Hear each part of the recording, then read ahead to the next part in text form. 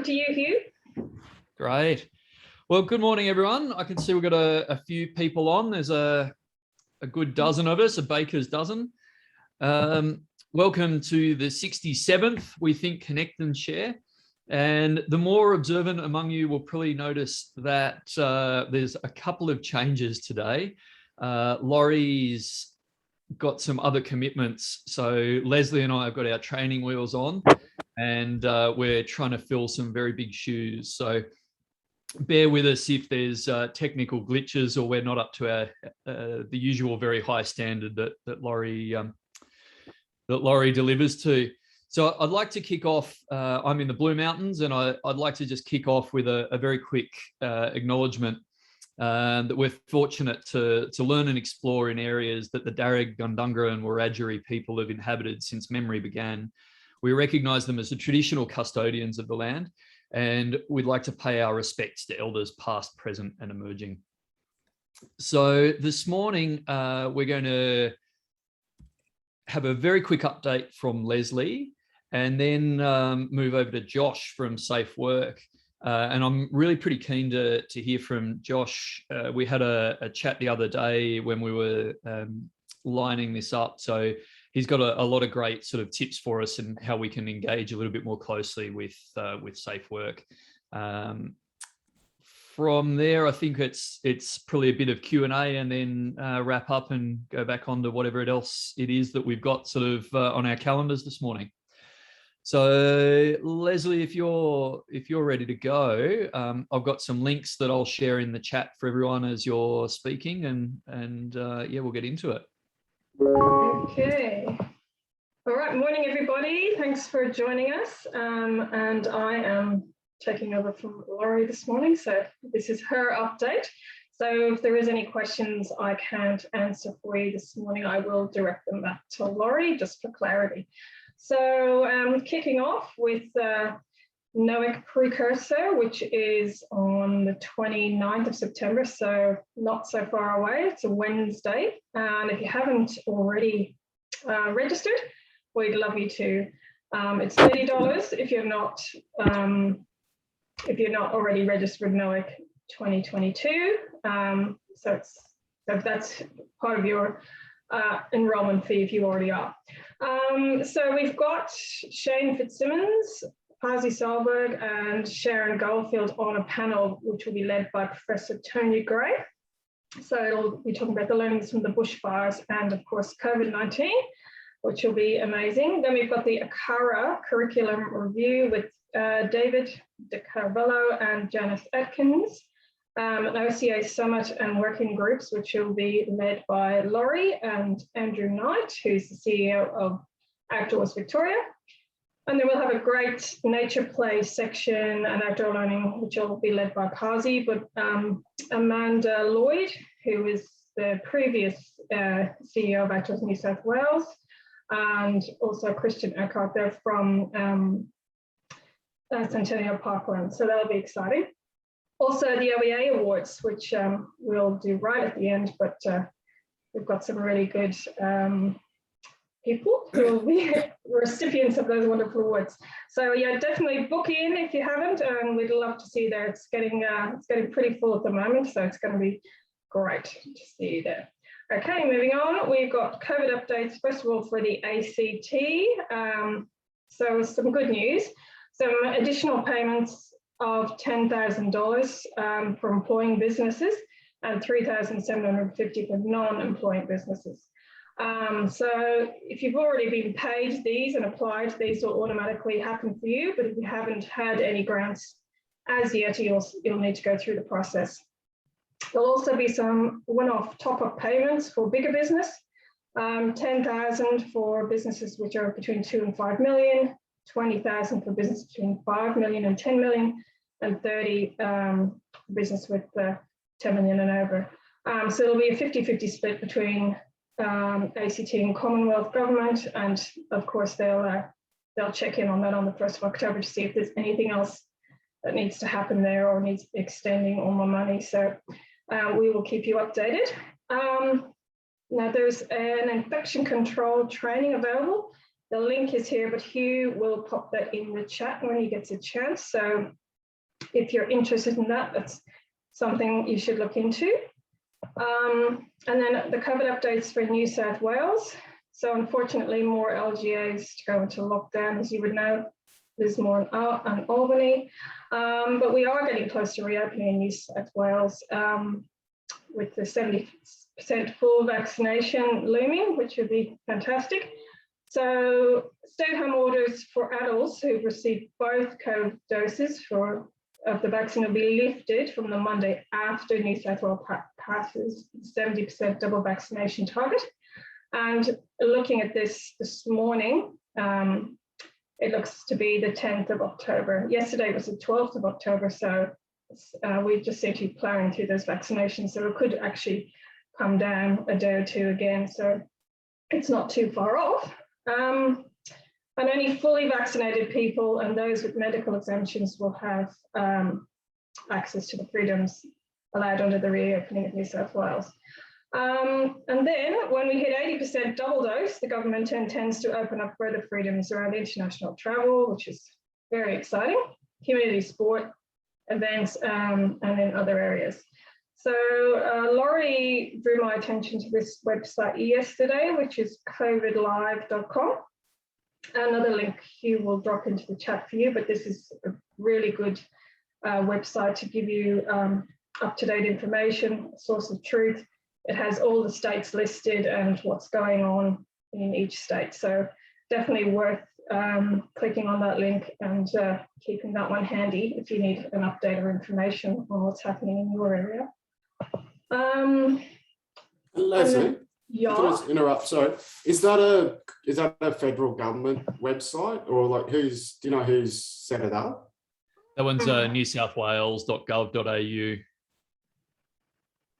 Oh, the COVID Live one, is it? Yeah. Is that actually coming from the New South Wales government? They've just put a fancier I believe website up there. I believe right, so, okay. Dom. But Yeah. I double check that for you. But click on it and take a look. That's cool. I'll have a look later. Yeah, It's definitely New South Wales Gov, Dom. So you might get in a bit of strife if you just follow those and hope for the best. Exactly. There is lots of detail there, backlinks in there too. Be fancy. Okay. Okay, and COVID updates for as of the 10th of October. So this is exciting because we're not so far off this date. So if you are fully vaccinated or will be by then, this is what's going to happen. So in your home and public spaces, up to 5 visitors will be allowed. That doesn't include children under 12, and up to 20 people can gather in outdoor settings, so you can get those barbecues happening again. Venues, including like stores, hospitality, and gyms, so they can reopen subject to the 1 person per 4 square meter rule. And you can drink and stand if permitted. Retail stores can reopen with the 1 person per 4 square meter rule also. Unvaccinated people will only be able to access critical retail like we are now, which is groceries and pharmacy. And personal services such as hairdressers and nail salons, hallelujah, they can open again, which is capped at 5 clients on the premises.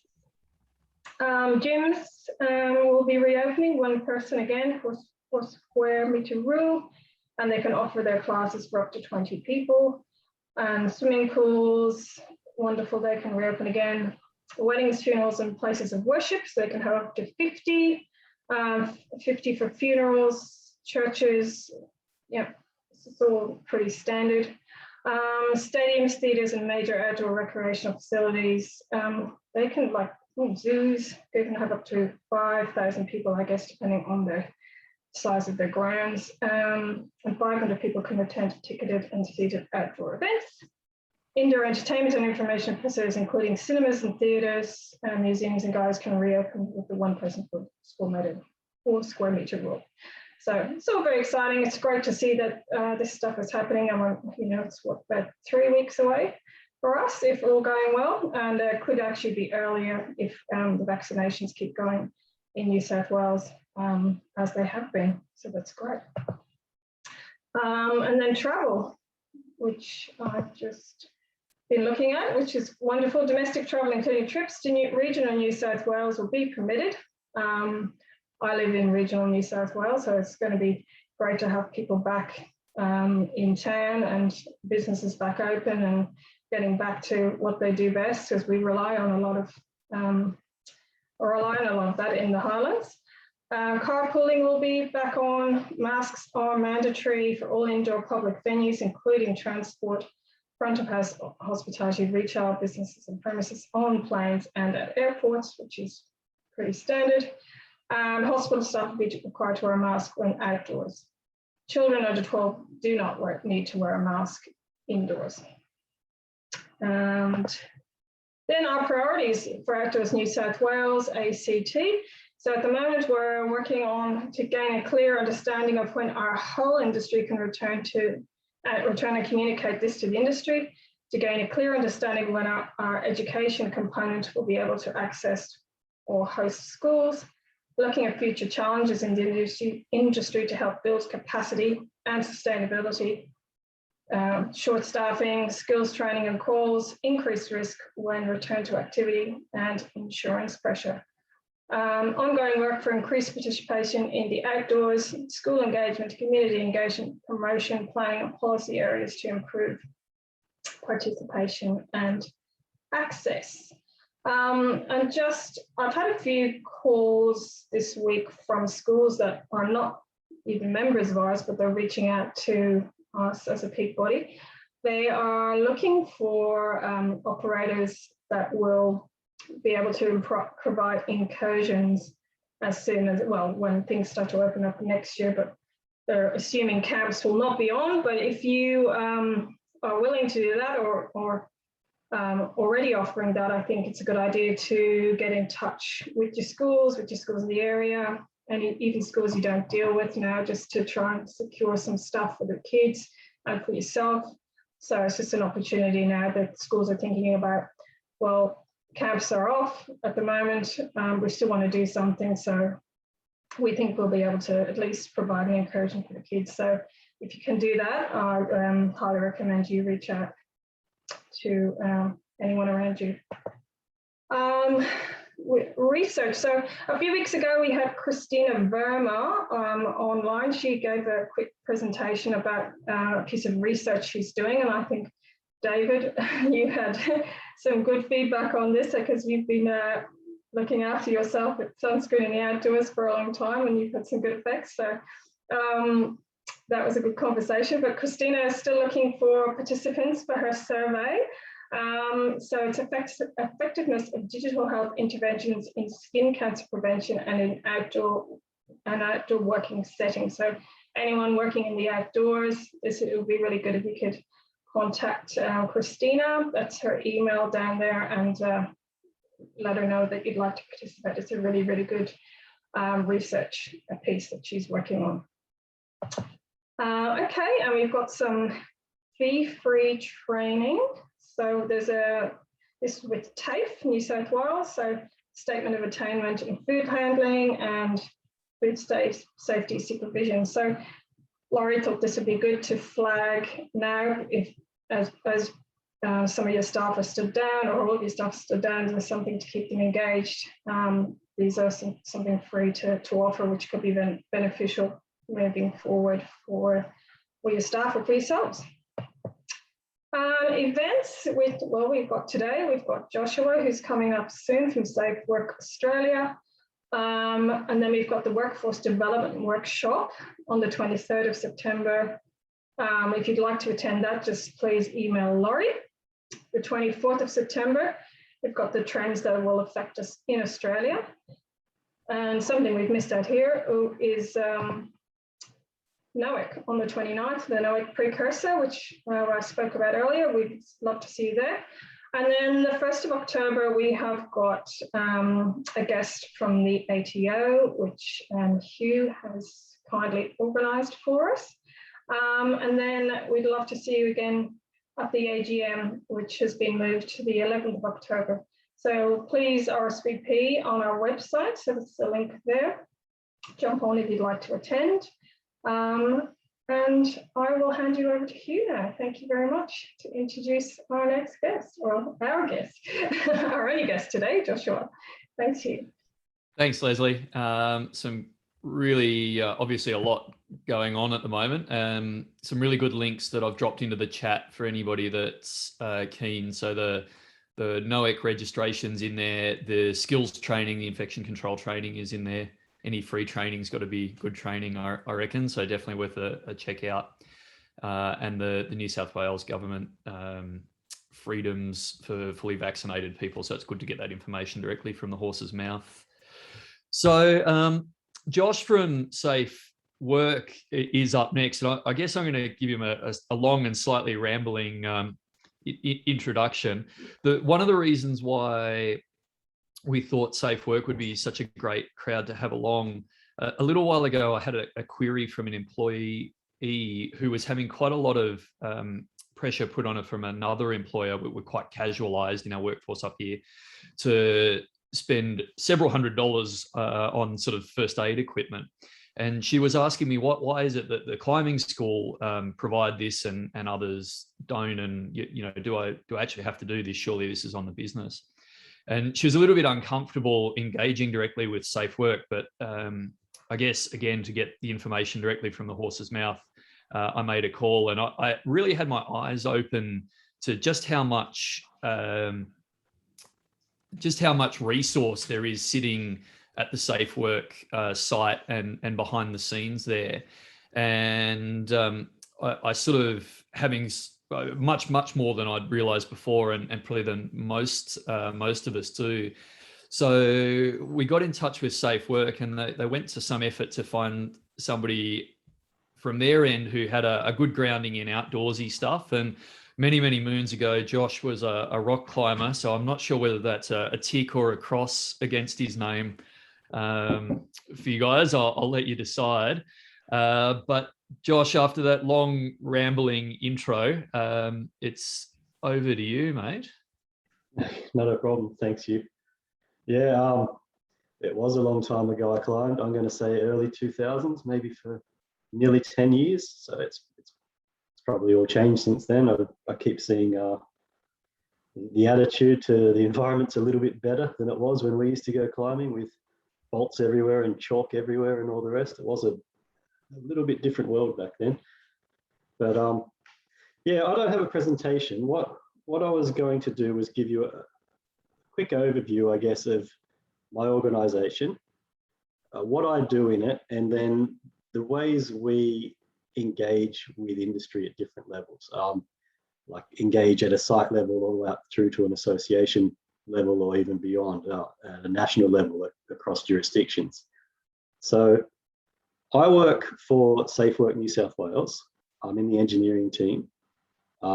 We used to be called Work Cover. That's still what a lot of people remember us as, because they've had dealings in the past. Work Cover, once upon a time, was its own agency, its own minister. We did work health and safety and workers' compensation and return to work.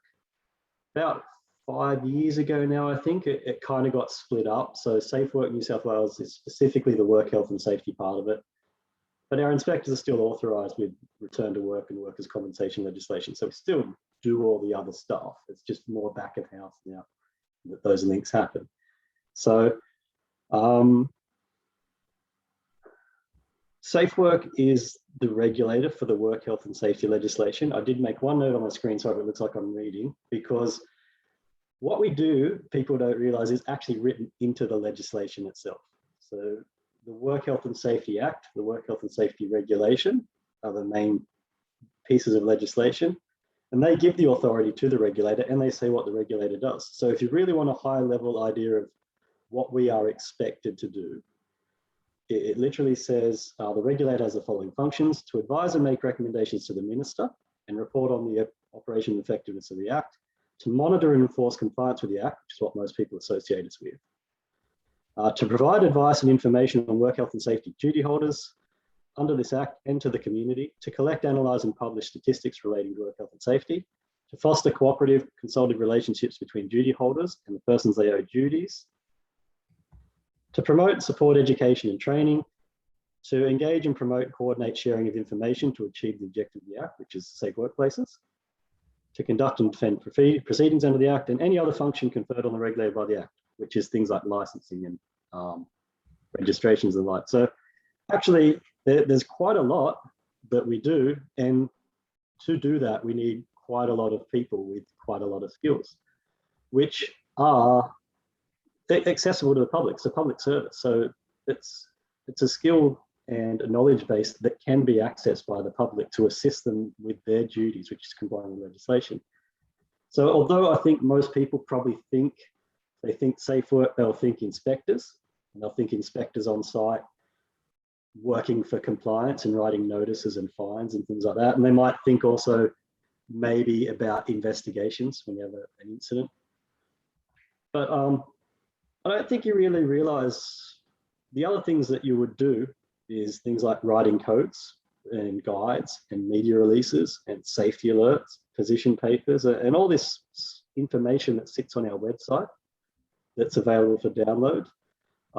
We issue licenses, like a high-risk work license for certain work. We audit RTOs, register plant. It's national harmonized legislation, so we work with other jurisdictions to try and get cross-border consistency. We do reactive visits, which is responding to complaints. We do proactive visits, which is actually going out to sites. We run things like rebate programs to try and improve safety outcomes, say for small business. We have our contact center, which is the 131050 number, which I'll talk about pretty soon, but that's basically one of the easiest ways to get in contact with WorkCover and get some information. We do enforceable undertakings. Safe Work owns some testing laboratories. So they do chemical and they can do environmental analysis, blood analysis, and a whole lot of mechanical testing as well. You have people like me, which are technical specialists for all particular areas. And then supporting all that is all the sort of policy and governance and procedural and managerial work you would expect to run an organization of that size. So yeah, there's a significant resource in New South Wales, in the regulatory function in New South Wales. And I mean, I'm in the engineering team, so the way we're set up, you've got teams like engineering, chemicals, health, where in theory you have technical specialists who have a knowledge about, or detailed knowledge about a small, not even small, but give you an example, an easy way to explain it. So in engineering, if you got in touch with people in engineering, you could probably find some pretty technical advice on things like welding or machinery guarding or pressure vessels or forklifts and pallet racking. If you're calling me, you'd probably talk to me about working at height, industrial fall arrest, abseiling, scaffolding and formwork and edge protection. I tend to do those sorts of things. It'd be cranes and dogging and rigging, functional safety,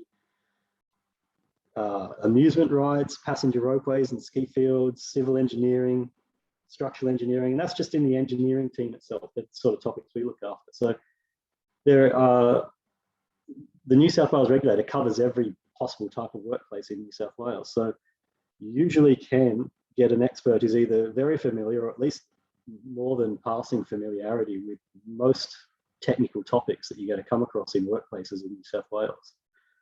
So yeah, what I was sort of talking to Hugh a little bit about, I guess, is how do people tap into that and make it work for them? When we're talking about the proactive side of safety rather than just the regulator showing up and trying to fix a problem after it's been identified, how can you push safety forward a little bit?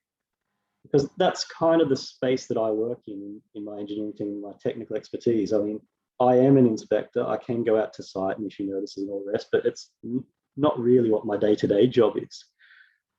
I'm more there to try and be up to date and familiar with what compliance looks like, what the state of industry is, what they're capable of doing, what their expectation is, and how legislation works. You know, most people understand legislation's about managing risk. But in practical terms, what's that line in the sand? What is acceptable and not acceptable?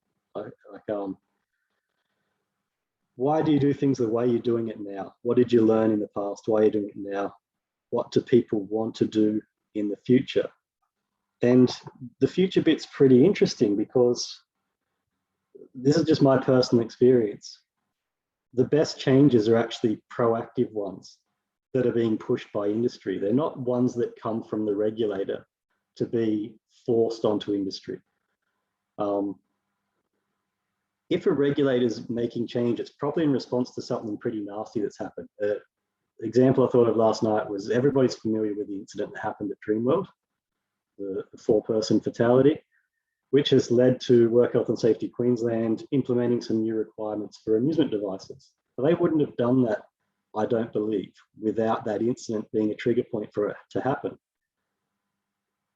Ideally, though, you would want to have done that. It may have stopped the incident happening in the first place. So you've kind of got this chicken or egg type of thing. And usually what I've seen in the past is individual companies, industry band together to an association. They set a level of expectation amongst themselves, amongst their members, for how they should conduct their business. That might lead to documents being drafted and training being developed, and then they roll it out, and then they go to others and say, look, we've already done all the work. This is really great. This works. This is what we should be expecting everybody in our industry to do. Then they go to the regulator and say, you've got to start forcing this on other people. And with that way, you kind of get a push forward in safety without actually having to respond to the incidents in the first place that trigger them, which is actually a good way to do it. So that's kind of the area that I work in. Now, how we actually engage as an organization with industry, well, I guess the most common engagements are at a site level. They're individual engagements, right? So anybody who wants information can call 131050, or you can go onto our website and fill out the form in the contact bit, or you can send an email to contact@safework.nsw.gov.au. You ask a question, you'll get an answer. You'll get put onto somebody that will try and help you in some way. And that can be about anything. I realize outdoors you do specialist work, but all workplaces are complicated. You've probably still got concerns around mentally healthy workplaces, return to work. You may still have questions around chemical storage and safety data sheets, or emergency planning, or site security, or workers' comp. There's more than just the thing your company does. Form workers, they do form work, but there's a whole lot of supplying tools, training workers, and all this other stuff that supports it that you might be able to get information on from the regulator. So usually 131050, which gets you through the contact center, is one of the best opening points to access information, or go onto our website and see what you can find. The other way you might get contact is through, say, advisory visits or something like that. Small businesses, for people less than 50 workers, I believe is what it's for, but you can actually ring and ask the regulator to come out and sit down with you and talk about your business and concerns you've got and how you can address them. I'm popping some of these links into the chat as you're speaking, Josh. So cool. Anyone that's wanting them, stick their nose into the chat and they're there. Sorry, mate, back to you. Yeah, you're right. So those advisory visits, actually, if I remember back in previous years, it wasn't inspectors that did that. There was a workplace advisory services area, if I remember correctly. But these days you will actually get an inspector out on site. So, I mean, you can ask them anything, like consultation in the workplace about how you do your consultation. If you've got HSRs and health and safety reps and they're issuing provisional improvement notices or right of entry queries, I really doubt that's an issue with you guys, but yeah, it's an inspector will come out. They can talk to you about all manner of things and try and just try and help you comply with your duty. If you're finding it difficult or if you're finding it hard to get information, that's a service that's available. And they're all sort of proactive things. There's other ways you might get inspectors out on site as well. So yeah, people might ring up and make we call them request for service, but better way of thinking, it's a complaint. Somebody rings up and says a person's doing the wrong thing. We might go out and have a look at that. Those interactions can still turn into useful interactions. A lot of them stem from misunderstanding to start with. So with an inspector out there, you can get a bit of clarity around what your requirements are. And we also do targeted programs from time to time as well. So we might have a program on residual current devices. So we'll just go out to industry and check, do you have like harsh working environments? Do you have functioning RCDs on your electrical equipment, something like that? So there's plenty of ways that you might get captured or can reach us at an individual level. But we do also do things at a bigger level than just going to site as well. We ourselves might do targeted verifications or targeted programs. A few examples of that might be Sydney Royal Easter Show, for example. Our inspectors usually go to Sydney Royal Easter Show every year. One of the reasons we do that is because it's a pretty big operation with lots of different things happening, and it happens once a year. So it's hard to get familiar with it. It's hard to you've got to try and train every person who comes on board. A lot of them are sort of volunteer or they're there for the show. It's not like a typical workplace where you can onboard a person and then train them over weeks so they learn what you do. So it's a big job to manage that kind of thing. So we might have a presence at events like that. We have other ones like, for example, ski fields. We try and meet with ski field operators proactively, usually before the snow season and then after it ends.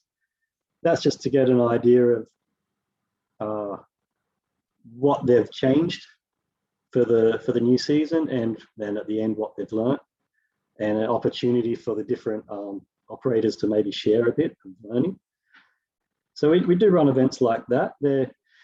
We also attend forums and the likes. We have things like Construction Safety Alliance, which is more formalized, regular meetings between industry associations and the regulator to discuss issues going on with that particular industry. So you might, with construction, you might, for example, have housing industry, master builders, maybe CFMEU and the regulator, because that's sort of your key stakeholders in that industry, kind of getting together and talking about just issues.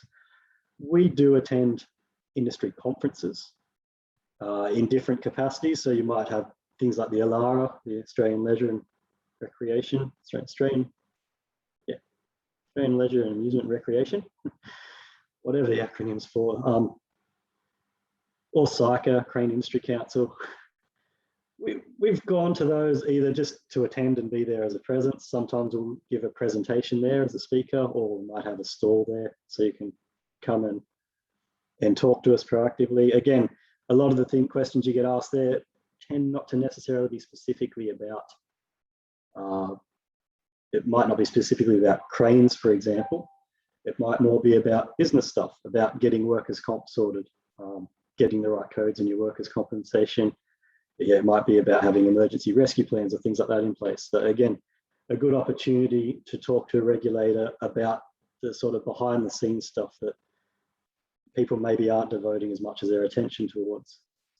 And you tend to find us at the big forums like Safety in Action and Safety Show and things like that as well, the ones that are pretty on topic for what we do. So, and obviously things like this, when industries are having meetings, they ask us to come along and present on a particular topic, we can. So you might want to get a talk at a forum like this, maybe on mentally healthy and return to work, because that's obviously going to be something coming up in the future with COVID having so many people working from home or trying to work from home or trying to work part-time or trying to juggle home life and work life as well. That's obviously a topic that's going to come up for businesses or for certain businesses as we move out of COVID and try and get back into regular work. So, and the last way we realistically engage, we'll do it proactive as well. If we're going to publish guidance material or write a new code of practice or things like that, it's very unlikely we're going to do it in isolation. We'd be seeking out the experts in the industry to get their feedback before we just dump something on industry, some new requirement. So we do engage with industry as we're developing things. And we do a lot of things like standards committee work. I'm on a lot of Australian standards committees for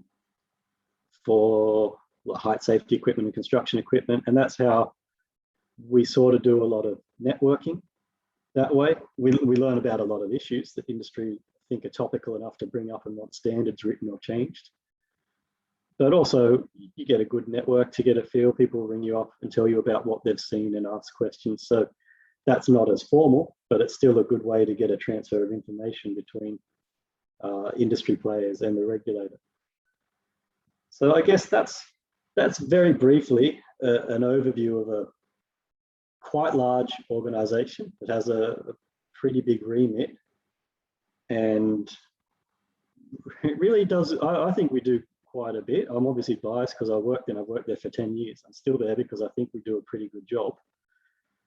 But we do actively look for ways to improve health and safety outcomes. We are interested in the opinion of industry about what they think the state of their industry is and whether they think there's a role for us to help them improve industry. We're definitely interested in those sorts of topics. It's not all about responding to incidents or cracking down on people doing the wrong thing. There's definitely a proactive element to our organisation. So I was just hoping today that you get a bit of a good overview of what we are and what we do, and that might trigger you either individually or as an association to want to make contact with us for something that might help your business or something that might help your industry. So there's certainly a few things that you've spoken about, Josh, that make me think there might be a opportunity for engagement for us on a few levels, which is great. If it's okay, I might, there's a bit of feedback in the comments thing that I might get to in a second, but if you're all right, I might prompt people to ask any questions, either, put your hand up or drop them into the chat, sing out, and bearing in mind that Josh, even though he's got 10 years of experience, probably isn't across every single aspect that a company the size of WorkCover have got going. But you would have my or Leslie would have my contact details. You're free to share them. You can always ask me if you don't want to go through 131050. I can usually find somebody in the organisation that can answer a question I can't. Well, that's very generous, Joshua. Thank you. Giving us your contact details to pass on. I'll get them into the chat shortly. Yeah, I think David's got his hand up with a question. Yeah, just my question there is, if we're in the field or an operator somewhere sees something happening in another organisation or situation that they think isn't safe, how do they report that? And is it an anonymous thing? Do you have to be public about it? What's the people are always nervous about reporting something, but perhaps it's the sort of thing we actually need to do more often.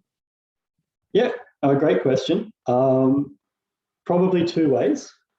Firstly, yes, it can be anonymous. So there's no requirement for you to identify yourself. I haven't done the phone calls for a little bit of a while. One of the reasons you might want to identify yourself is so that you can get told of the outcome. So yes, you can ring up and do it anonymously, but you won't know what happens after that, because then we just won't be able to get back to you with what's happened. But yeah, you can call 131050. So actually, I'll tell you, there's two things. There are some incidents that are notifiable under our legislation, specific incidents that are notifiable. 131050 is the way to do that. That would be if you are the business that's had the incident and you are required to notify it, you do it through 131050. But if you're just seeing something and you want to notify it, you can still call 131050 and report it. We also have an app. It's called Speak Up. You can get it from App Store. It lets you actually just take a couple of photos and send them through to us, and it'll get a follow-up. It's as simple as that. So 131050 or the Speak Up app is probably your best way to do it. And yes, you can be anonymous.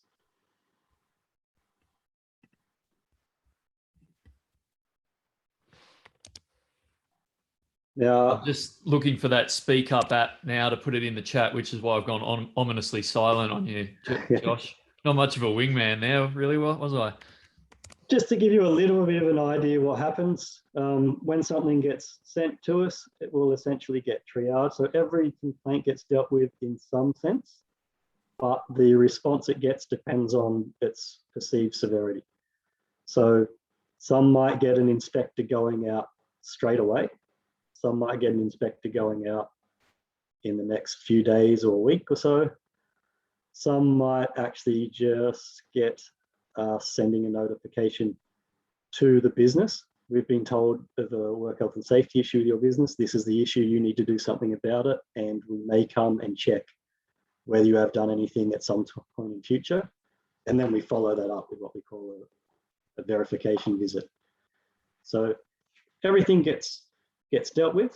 The kind of action that it gets does depend on its perceived risk. So if you're talking falls or obvious immediate risk to people, you'll probably get the attention of the regulator pretty quickly. Josh, one of the things that I sort of struck me when we were speaking a week or so ago, and we were sort of talking about some of the differences in the outdoor industry, and how it's sort of a very moving and evolving environment, and things like safe work method statements might not be such an easy thing to use to control risk. And you were sort of saying that you felt that our staff was one of the ways that we were probably controlling risk. And I wondered, that struck me as pretty relevant and pretty interesting to me. I wondered if you might speak to that for a little while. Yeah, so yeah, I'm sure everybody's familiar with the hierarchy of risk management and control. But the reality is there's some industries where it's very difficult to engineer out the risk. Working at heights is a classic one. If you've got industrial rope access technicians, you can provide them with the gear, you can give them the anchorages and all the rest, but fundamentally, they need to know how to use it. You can't put edge protection up so that they don't fall. They are going over the edge. They're suspended by a rope. And if they do the wrong thing, they really will fall.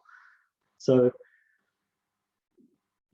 one of the things I was trying to mention is that there are cases where realistically, the administrative control, training, operating procedures, that's the best you can do. You can make sure that the equipment's available, you can make sure the training's available, but you cannot engineer out all risk.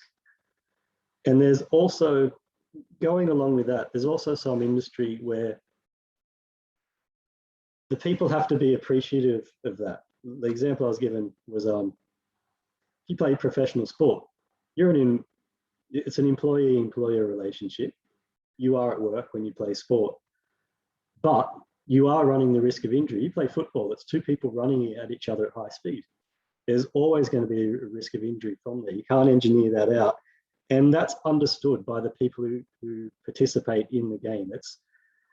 When you're talking about risk management, you are talking about reasonably practicable risk management. You're not talking about, to be honest, you're not even really talking about best practice, although we would always encourage it.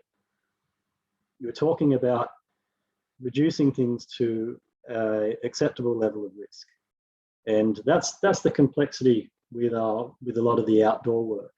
It's a somewhat unpredictable environment, although you can try and mitigate that by weather reports and all the likes, but still, you don't have a lot of time when you've got clients to really assess them in great detail. You don't know if they're particularly unstable, which can happen.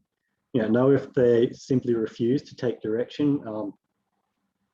Man, as nasty as it is, you'll get men who won't want to listen to a female guide because they're female. Yeah, you can sort of train your workers to try and recognize that, and through experience they'll attempt to deal with it. But you can't engineer that out. You can't put guarding up for something like that. So yeah, I'm fully aware that when you work in an environment that's predominantly about providing service to people, you are reliant on your people to do it. Bar staff, you may be requiring bar people to be able to de-escalate because you're dealing with drunks who can get bad-tempered and violent. So you want to teach them maybe to de-escalate or refuse service without. There's a heavy reliance on service industry on your service people. So the training that you provide them is it's important in all industries, but it's more important than, say, for example, a machine operator that can't get their arm stuck in a machine because it's fully guarded. So I hope that makes a bit of sense. That's really good. What's I guess just as a carry on from that, what do you reckon or do you see an importance, and what do you think the importance of documenting that sort of training, briefing, induction type stuff is? It's obviously still important. You're running a business, you want to, in terms of your worker training, that's a clear-cut requirement under legislation. But not necessarily training. They need to be, you might have an assessment process for people, because you might have the sort of endless summer type people who come and go with the seasons. They're there every year. They know what they're doing, like the ski fields have, for example. But yeah, documenting it, coming up with a good way to document your assessments is pretty important. You may be a bit familiar with the Dreamworld incident, but a fair part of that really does come down to the training that the operator received. That was the operator's first day using that ride, and potentially wasn't trained well enough to deal with the issue as it arose. So, but less within your control, I think, really is the clients themselves. Very much you would have a pretty standard safety brief that you would give them. It'd be a standardized format. These are all the things we talk about. Whether you record that or not, I'm not convinced that's really necessary. What would be important, I suppose, would be the some sort of record of what you tell them and some sort of process. So you might do a what's a good example? Oh, like people like the those treetops adventure courses type things. Everybody who goes to an adventure course will get the harness fitted, and they'll get taught, you've got to have the two lanyards connected at all times. This is how you transfer from one to the other, and they'll get the person to practically demonstrate that for them at ground level before they actually send them onto the course itself. So it's a small amount of training. Once that person's up on the course, there really is nothing that would stop them from disconnecting both and falling. But the requirement is we train them beforehand. This is how a process. They come to our hut first of all. Our guides look at every single person they have to go through here, show us that they can do it, and then they go onto the course. Whether you would need to actually document that as a sign-off, I don't think so, because you would be able to demonstrate that you do it easy enough. Just ask any of our people who've come through. But yeah, it depends on the industry. It really does. But like I said, I think you are heavily dependent on training, especially if you're going to work at heights, like canyoning or abseiling or any of those kind of things. But even other stuff, you're just doing cycling or bushwalking. Cycling, we ride single file, know the road rules. We provide all the safety gear, helmets and that kind of thing. And we can't ride the bike for you. At some point, you're the one in control of that bike. Do you understand this? It'll be your fault if you crash. So managing expectation of the customer. I'm not sure if I've got the answer. I think it sounds, I think that the thoughts are really good. And I guess one of the reasons why it struck such a chord at the moment, particularly, is that we're feeling a little bit pinched for staff as an industry. And what I think we're expecting to happen, although perhaps I'm being a little bit optimistic, once some restrictions start easing, is that we might be trying to cram 12 months of work into 4 months of the year, sort of thing. And we might have quite a large influx of, I think, new staff for people is going to be very much a thing. And so the processes around training those staff and assessing them and making sure that we're putting, if they're going to be our primary control, in a very evolving environment, making sure that we've got good processes to put them in a good position seems really relevant at the moment. I guess the one thing I can offer is, if you do put the time and effort to setting it up, it is pretty robust. Once you've set up a training course, you can use it realistically until something changes in either the way you go about your business. So it's a bit of an effort up front, but it pays you off quite a benefit as the years roll on, and you can onboard people very quickly, especially if you're going to have a workforce turnover. Yeah, that's a really other things. And other things to consider with your training as well is refresher and reassessment and those kind of things as well, to make sure you're not getting a slow creep away from the standard you originally set for yourself. Well, it's like any control measure. Part of the risk control process is a review to check that your control measures are still working, whether they need to be tweaked. So part of that, if your primary control measure is your training and competence of the worker, then you would be reviewing the worker periodically just to see that it's working. But I think they're obviously your lifeblood, having your staff, because you're in a service industry. It's not just you. The way I also sell health and safety stuff, it is a health and safety issue, very much so.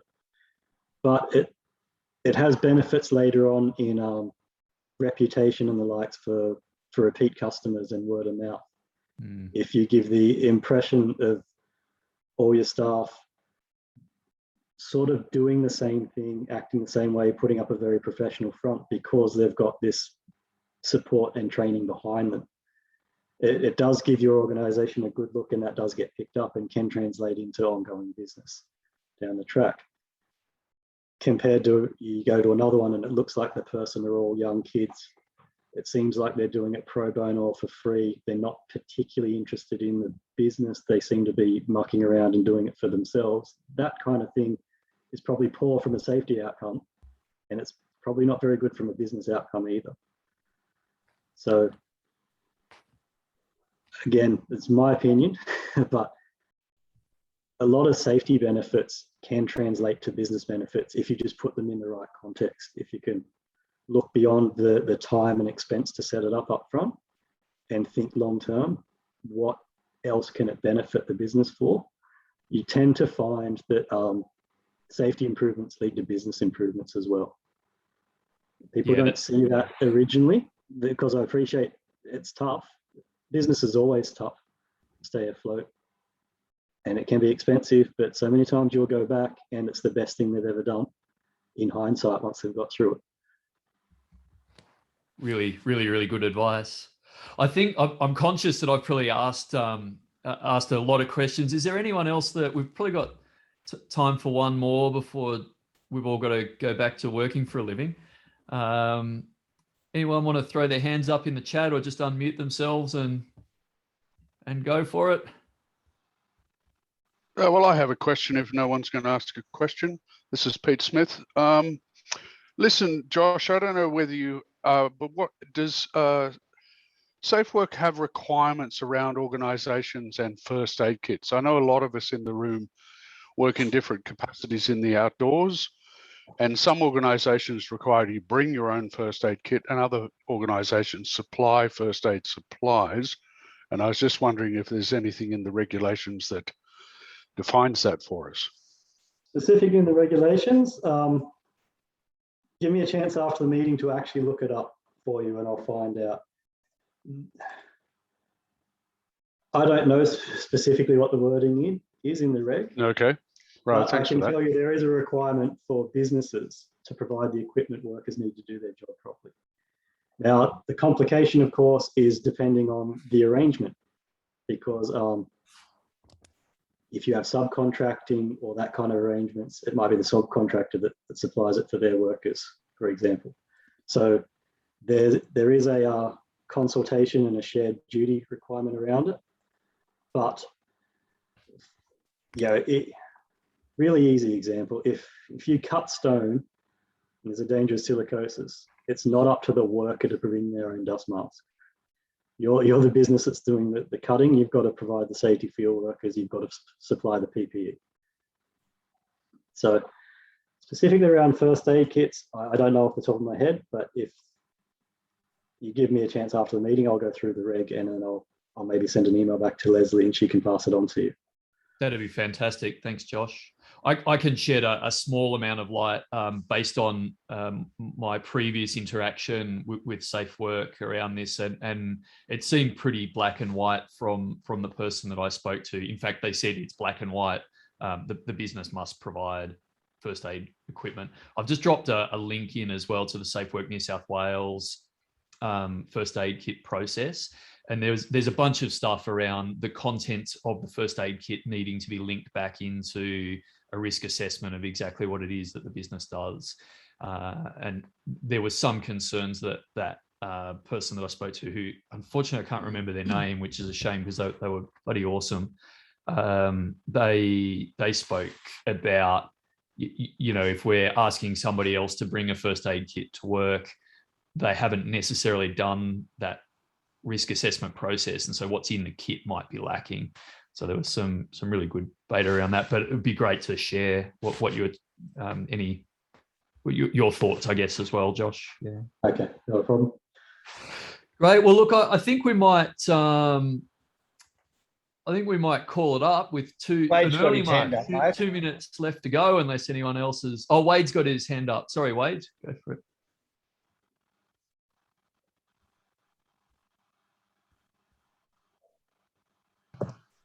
I think you're still on mute. Yeah, Wade, did you want to? I apologize. Apologies. We unmuted now. Yep. Yeah. You're all there, mate. Go for it. Can you hear me now? Good. Yep. Yeah. Look, any information with regards to first aid you can find in that first aid code of practice, Safe Work Australia document. I've previously worked as a safety advisor, and just in doing that, often an area of confusion is the work vehicle. It needs to maintain that same standard of first aid equipment that is required as per the minimum equipment standard as according to that code of practice. So yeah, as the gentleman did say, things are fairly black and white when they come to that area. Beauty. Thanks, Wade. Well, everyone, I think we might wrap it up there. Thank you very much to Josh for coming along, and we'll certainly, Josh, I reckon I'll share your details, and probably through Leslie we'll share any toing and froing that comes from things, and we'll hope to be in touch with you again soon. It'd be great if we could have an industry event like one of the ones you're talking about to see your good self or one of your colleagues along. And thank you to everyone for participating today, and I reckon we might leave it at that. Yeah, and we might see them this afternoon at Happier, hey? Oh, awesome. Thanks, Leslie. I'll take that prompt. Yeah, so industry drinks, the links are on the ONSW Facebook page. Very informal environment between 4 and 5 this afternoon. And we talk about everything from whatever the most recent dad joke that I've heard is through to more sort of involved stuff going on in the industry. A lot of good fun, but also good kind of opportunity to float ideas and thoughts and all of that sort of good stuff. Perhaps we'll see you there. If not, see you next Friday. That's right. Thanks, everybody. And huge thanks to you from Laurie and I for co-hosting this morning. And thanks, everyone, for being here. Hopefully, we'll see you next week or at Industry Drinks tonight. Thank you. Thank you, everybody.